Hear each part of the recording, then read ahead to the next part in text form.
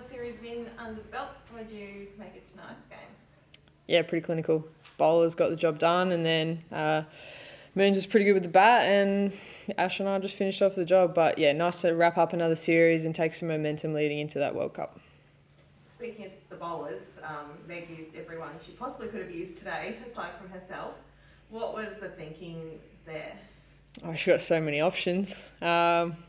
Just about getting some overs into some players' belts, people bowling in different roles. Well, Shooter took 5 for the last game and bowled 1 over today, so it's pretty cool that she can use 8 different bowlers. Everyone stood up and bowled really well today, and everyone's so versatile, can bowl in different phases. So it's a good thing and a bad thing for Meg, I would say, having that many options. Yeah, combining that with Pez opening last game, what does that say about the options you guys will have in South Africa if things do go wrong injury-wise?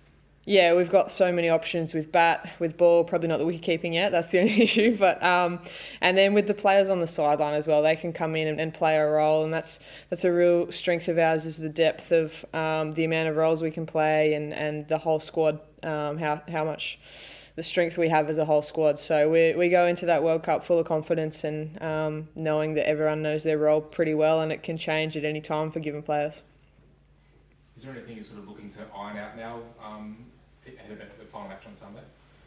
We're looking to trial a few things. As a bowling group, we've discussed a few things, trying a few things. You want to have practice your plan B, plan C, ready for when you're going to need it. When there's a player absolutely teeing off, so we want to practice a few things. But other than that, we're really happy with the cricket we're playing, so just keep maintaining those standards and putting good performances on the board.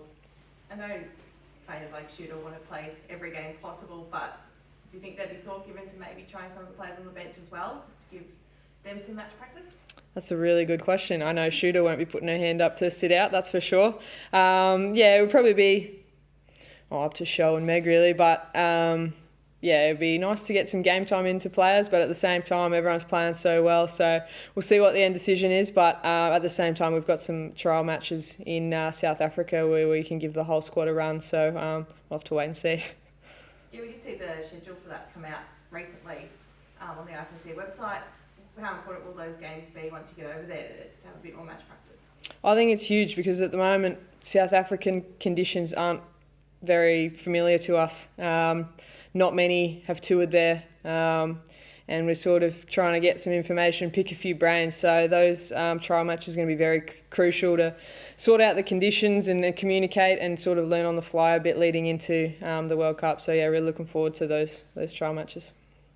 And just off the field in Hobart as well, the whole squad obviously went with the smoking ceremony and the walk up Kunanyi the other day. What was that like as an experience for you and the squad? Yeah, it was awesome. We love it. We learnt a lot, and we really take pride in educating ourselves in that area, and everyone was ears wide open and just taking everything in, because it's so fascinating and so much that we don't know. They put on an awesome spread for us after. We tried some traditional food, and everyone's absolutely raving about how good it was. So everyone really enjoyed the experience, and we just continue to learn in that space.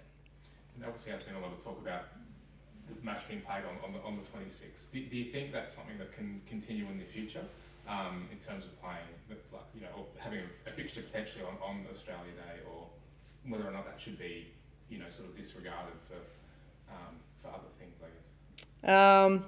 Probably not one that I'm educated enough, but that's what we're doing as a team, and we're sort of trying to educate that. And it's obviously a really sad and sensitive day for First Nations people, and we tried to acknowledge that today and support those support and get those messages out there. So it's certainly one to be looked at in the future, but for today our main focus was just recognising that it's a day of hurt for so many people.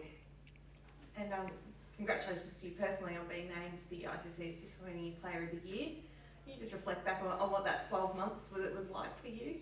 It was a 12 months like no other for me. It was 2022 was so special. To have a World Cup, a Commonwealth Games, a Big Bash title in there, and you don't play for individual accolades, you play for the team's success, but it is nice to be recognised and pop up, which was a little bit unexpected. So very pleasing, and I've had a lot of support and nice messages, so it's very nice to be received by peers and friends and that.